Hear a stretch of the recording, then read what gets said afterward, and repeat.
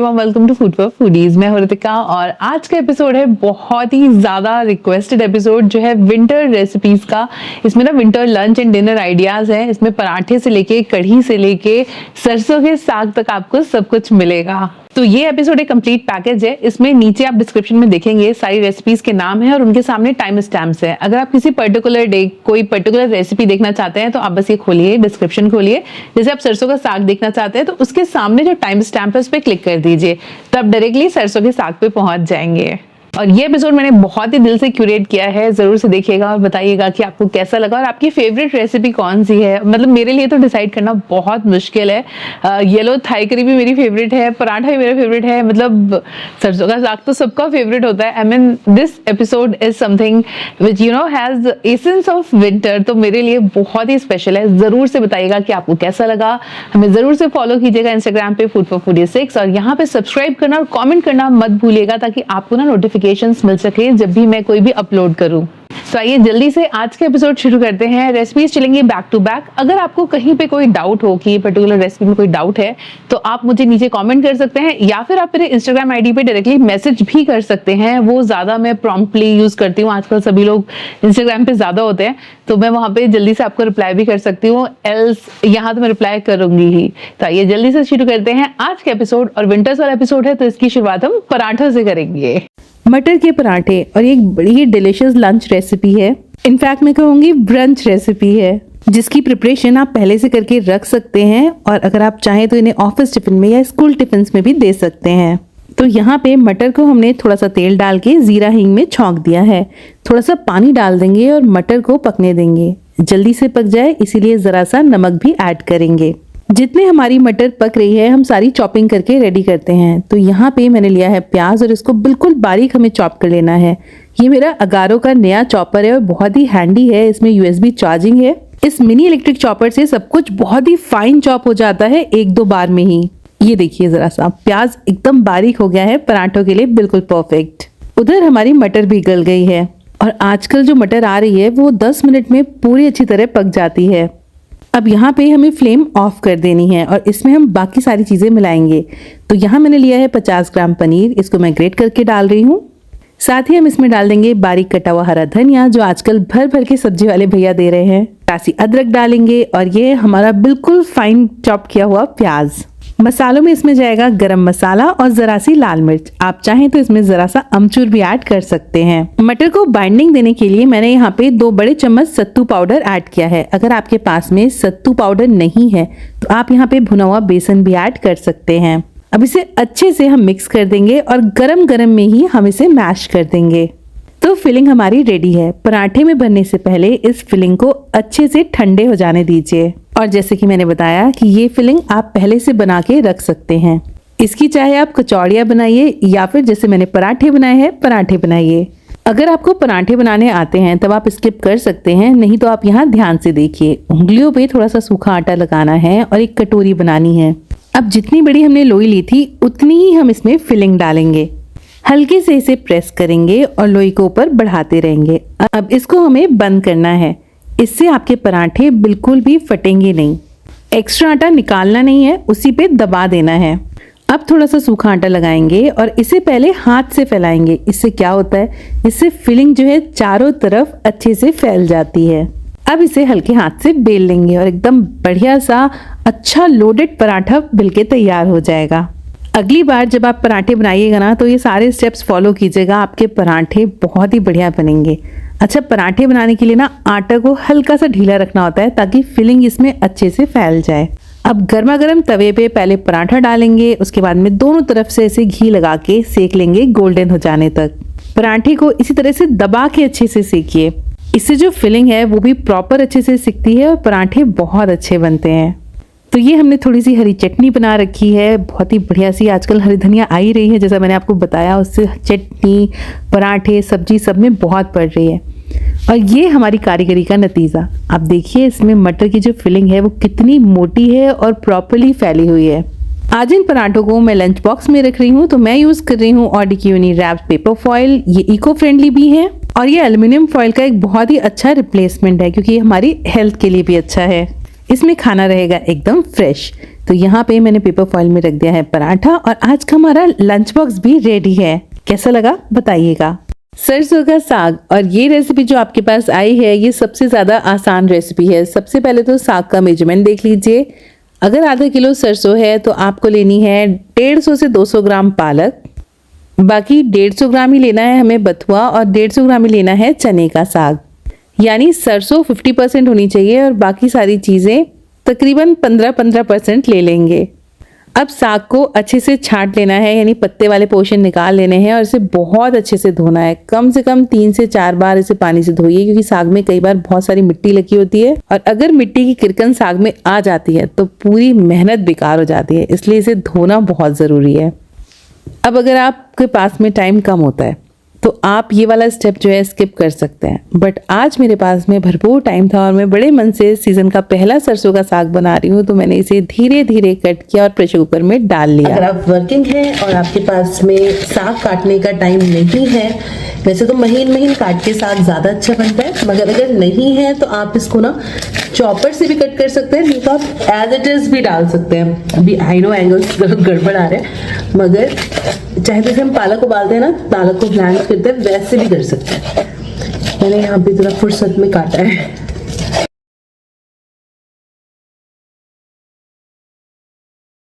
साग को मैं प्रेशर कुकर में सीटी लगा के नहीं पकाने वाली, इसे हम खुला ही पकाएंगे। आधा कप मैंने इसमें पानी डाल दिया था और इसे ढक के पकने दिया जब तक कि कलर चेंज नहीं हो गया। तकरीबन 25 मिनट लग जाएंगे इस प्रोसेस में।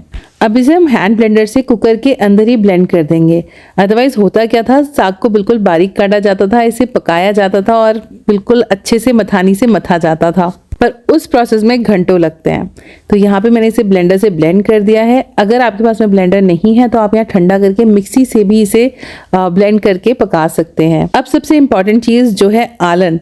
आलन लगाने के लिए मैंने मक्के के आटे को पानी में घोल लिया और इसे धीरे धीरे करके हम कुकर में डालेंगे।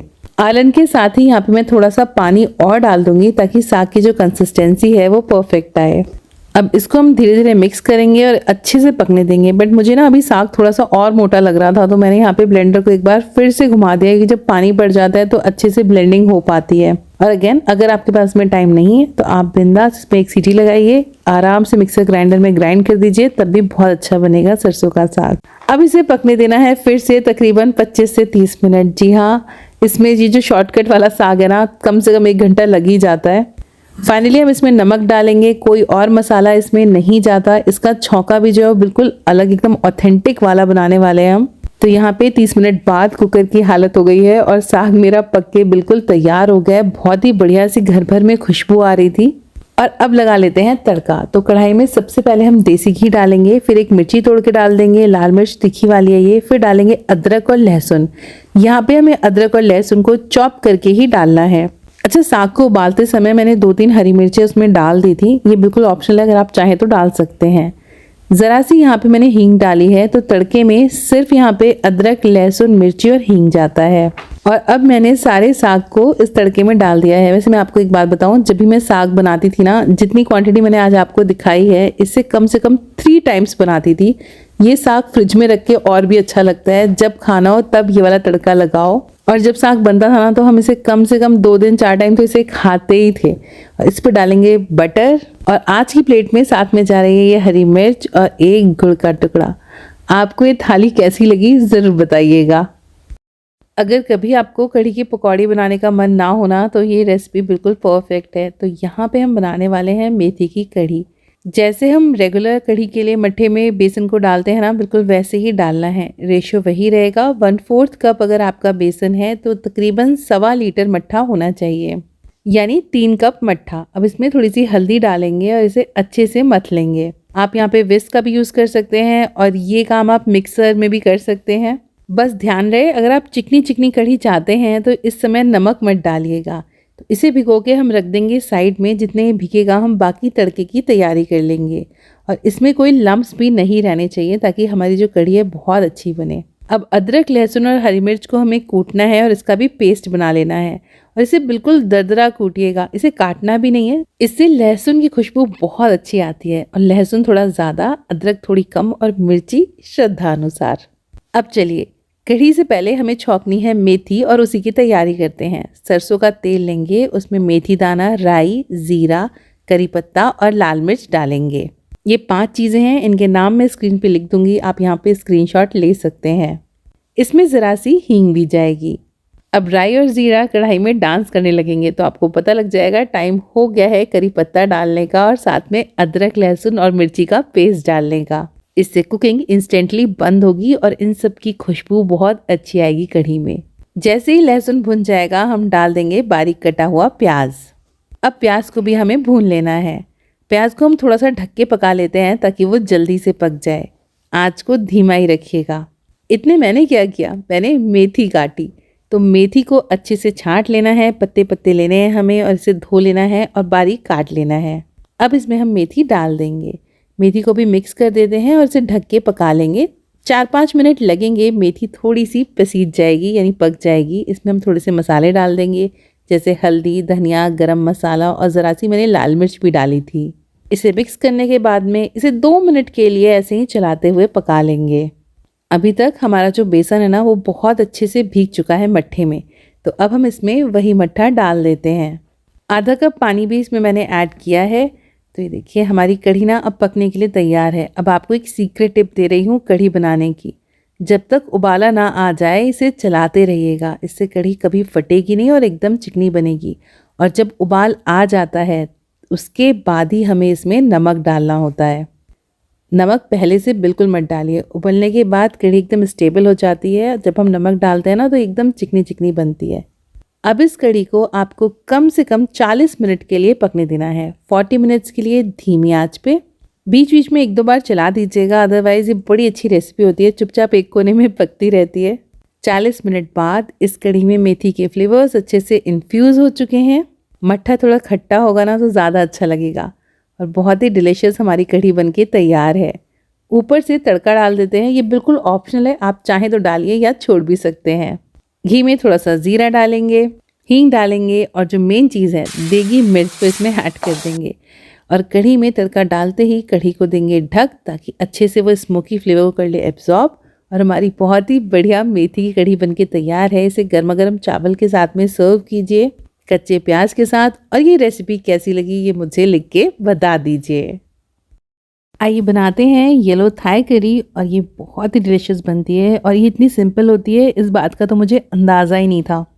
इसके लिए हमें मिक्सर में 8 इंग्रेडिएंट्स डालने हैं। तो सबसे पहले यहाँ पे मैंने सोक की हुई लाल मिर्चें रखी हैं, ये कश्मीरी लाल मिर्च है। फिर प्याज लिया, अदरक, लहसुन, टर्मरिक जो आजकल सीजन में है, लेमन ग्रास और साथ में ये है धनिया और जीरा। इन्हें मैंने हल्का सा तवे पे भून लिया है। खूब सारी सब्जियां ली हैं इसमें, ज़ुकीनी, गाजर, लाल पीली शिमला मिर्च, जितनी भी सब्जियां फ्रिज में मौजूद थी ना मैंने सारी ले ली हैं। अब जो 8 चीज़ें मैंने पहले बताई थी उन सभी को हमें ग्राइंड कर लेना है। मिर्च को थोड़ा भिगो के रख देने से सॉफ्ट हो जाती है और ग्रेवी में परफेक्टली ब्लेंड होती है। ये तकरीबन आधा कप पानी है, ये पूरा ही हम इसमें ऐड कर देंगे। लेमन ग्रास जब भी हम डालते हैं तो उसका रूट्स वाला पोर्शन यूज़ करते हैं। इसमें बहुत सारे रेशे होते हैं, तो जब भी आप ये वाली ग्रेवी बनाइए तो इसे छान ज़रूर लीजिए। तो ब्लेंड करते ही हमारा एकदम फ्रेश येलो थाई करी का जो बेस है वो तैयार है। अब कढ़ाई में हम डालेंगे ज़रा सा ऑलिव ऑयल और इसमें हम डालेंगे 1 चम्मच बेसन। बेसन से ग्रेवी को बॉडी मिलेगी, थिकनेस मिलेगी और जब हम कोकोनट मिल्क ऐड करेंगे ना तो वो फटेगा नहीं। जैसे ही बेसन भुन जाएगा आपको अच्छी सी खुशबू आएगी, बेसन हल्का सा ब्राउन हो जाएगा और तब हम इसमें ये ग्रेवी छान देंगे। सारे रेशे बिल्कुल अलग हो जाएंगे और ग्रेवी बनेगी एकदम स्मूथ। और अगर आप येलो थाई करी किसी भी पेस्ट से बनाते हैं ना, आप एक बार ऐसे ट्राई कीजिएगा and I know you'll never go back to the paste। अब हम इसमें खूब सारी सब्जियां डाल देंगे। इन सब्जियों में आप मशरूम्स भी ऐड कर सकते हैं, टोफू ऐड कर सकते हैं। मैंने लास्ट में इसमें पनीर ऐड किया है क्योंकि इसमें सब्जियों के साथ में कोई एक प्रोटीन भी डाला जाता है। तो अब इन सब्जियों को हमें धीमी आंच पे 5 मिनट के लिए पकाना है क्योंकि सारी सब्जियां ऐसी हैं कि बहुत जल्दी पक जाती हैं और हम ये चाहते नहीं कि ज़्यादा पके, इनका क्रंच बना रहे, बस उतना ही। स्पाइसेस में सिर्फ इसमें नमक जाएगा, कुछ भी और हमें ऐड नहीं करना है। एंड सी कितना कलरफुल ये ऑलरेडी लग रहा है। अब इसको ढक देते हैं और 5 मिनट के लिए पकने देते हैं। 5 मिनट बाद सब्ज़ी अच्छे से पक चुकी हैं और बहुत ही बढ़िया खुशबू सब तरफ आ रही थी। और ये मैंने ऐड कर दिया इसमें कोकोनट मिल्क। मैंने इसमें पूरा कैन जो है ये ऐड किया है। ये डाबर का कोकोनट मिल्क है, हमने ब्लिंकिट से ऑर्डर किया था। ये वाला कोकोनट मिल्क मुझे काफ़ी अच्छा लगता है। अब इसमें साथ में पनीर भी ऐड कर देते हैं। कोकोनट मिल्क को आप बैचेस में ऐड कीजिएगा और अगर आप थोड़ी क्वांटिटी ज़्यादा चाहते हैं तो आप इसमें थोड़ा सा पानी भी मिला सकते हैं। लास्ट में आज मैंने इसमें थोड़ा सा लेमन जेस्ट और थोड़ा सा लेमन जूस भी ऐड किया था, बट ये सब फ्लेम बंद करके ऐड कीजिएगा। अब इतना बढ़िया फ्लेवर आ गया था ना इसका, लेमन जेस्ट ने एक्चुअली गेम चेंज किया। So do give it a try. और बहुत ही डिलिशियस हमारी येलो थाई करी बनके तैयार है। इसको मैं गर्मा गर्म स्टीम राइस के साथ सर्व कर रही हूँ। ये क्रीमी मशरूम राइस बहुत जल्दी से बन के तैयार हो जाते हैं और किसी भी सर्दी की दोपहर के लिए बिल्कुल परफेक्ट है। आजकल मशरूम सीजन में भी रहते हैं तो आपको बिल्कुल फ्रेश मशरूम्स मिलेंगे मार्केट में। बहुत से वीडियोस में आप देखेंगे कि मशरूम को कहते हैं कि उसको पानी से ना धोएं, गर्म पानी से ना धोएं, पर ट्रस्ट मी ज़रूर धोएं। इन पे बहुत सारी मिट्टी और खाद लगी होती है। और जैसा कि आपको पता है कि मैं तो थोड़ी बहुत गार्डनिंग करती हूँ तो मुझे आइडिया रहता है कि इन सब चीज़ों में क्या है। तो इन्हें पहले नॉर्मल पानी से धोइए, फिर गर्म पानी से धोइए, उसी के बाद में यूज़ कीजिए। तो यहाँ पे मशरूम के नीचे की डंठल मैंने थोड़ी सी निकाल दी है और उसको 1/2 कट कर लिया है। साथ में थोड़ा सा प्याज, धनिया और लहसुन भी मैंने चॉप करके रखा है। इस रेसिपी में धनिया का भी बहुत अच्छा फ्लेवर आता है, इसलिए बहुत सारा धनिया डालिएगा। आजकल वैसे भी बहुत सारा फ्री मिल रहा है हमारे यहाँ, तो आपके यहाँ क्या धनिया फ्री मिलता है ज़रूर बताइएगा। पैन में सबसे पहले मैंने थोड़ा सा ऑलिव ऑयल डाला है और उसमें डाल दिया है लहसुन। इसे अच्छे से सौटे कर लेंगे। जब ब्राउन हो जाएगा तब इसमें बारीक कटा हुआ प्याज डाल देंगे। अब प्याज को भी हमें सौटे कर लेना है और इसमें मशरूम्स डाल देने हैं। मशरूम्स को जल्दी पकाने के लिए आप इसमें हल्का सा नमक भी ऐड कर सकते हैं। तो यहाँ पे मैंने धनिया और नमक दोनों चीज़ ऐड कर दी है। अब इन्हें अच्छे से गोल्डन होने देंगे। धीमी आंच पे इन्हें रख के थोड़ी देर के लिए भून जाना है। मशरूम पानी भी रिलीज करेगा और वो बहुत अच्छे से पक जाएगा। और इस रेसिपी का जितना मज़ा इस सीज़न में है ना, वो आपको और किसी सीज़न में नहीं मिलेगा।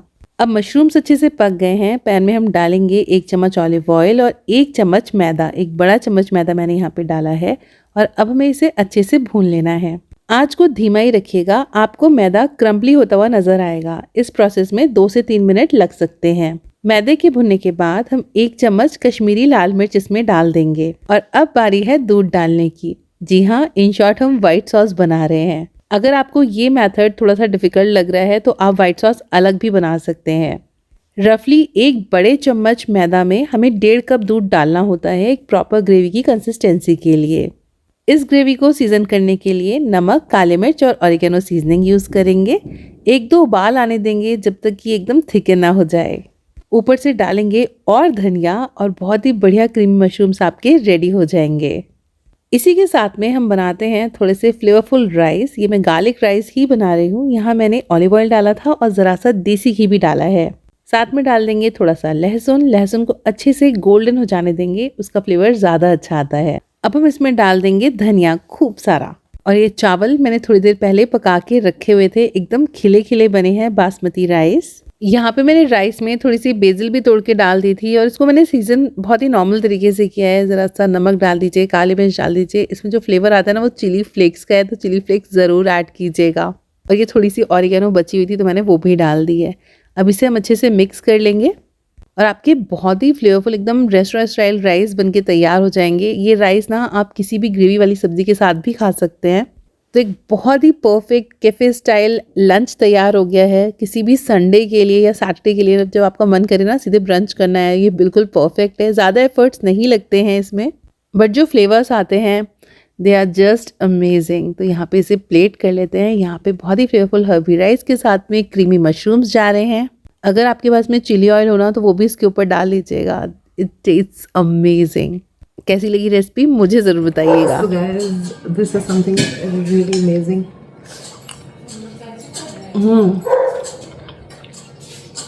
It's tasty. सो गाइस, ये थी हमारी आज की रेसिपीज एंड आई होप आपको पसंद आई होंगी। कैसी लगी मुझे कमेंट सेक्शन में लिख के जरूर से बताइएगा। आपके कमेंट्स का, आपके सजेशंस का मुझे हमेशा इंतजार रहता है। मैं जरूर पढ़ती हूँ और उन्हें जरूर इनकॉर्पोरेट करती हूँ। और ये भी ना एक कमेंट ही था कि विंटर रेसिपीज बताइए, तो ये सारी विंटर रेसिपीज हैं जो आप through out the 3 months 4 months आप इंजॉय कर सकते हैं जब तक मेथी अच्छी आ रही है या फिर सब्जियां एकदम फ्रेश मिल रही है, मशरूम्स बहुत अच्छे आ रहे हैं। तो ये रेसिपीज आप जरूर ट्राई कीजिए और मुझे बताइएगा कि आपका एक्सपीरियंस एक्सपीरियंस कैसा रहा। तो फिलहाल के लिए इस एपिसोड में इतना ही, जल्दी ही मिलेंगे अगले एपिसोड में, तब तक के लिए keep watching and bye bye. And please हमें सब्सक्राइब करना बिल्कुल मत भूलिएगा। We are very close to 300K and जब भी कोई माइलस्टोन अचीव होता है ना, तो एक अंदर से बहुत खुशी होती है और एक बूस्टअप मिलता है कि वाओ, मतलब कुछ अच्छा कर रहे हैं। तो जरूर से सब्सक्राइब कीजिएगा और अपने कमेंट्स जरूर छोड़िएगा।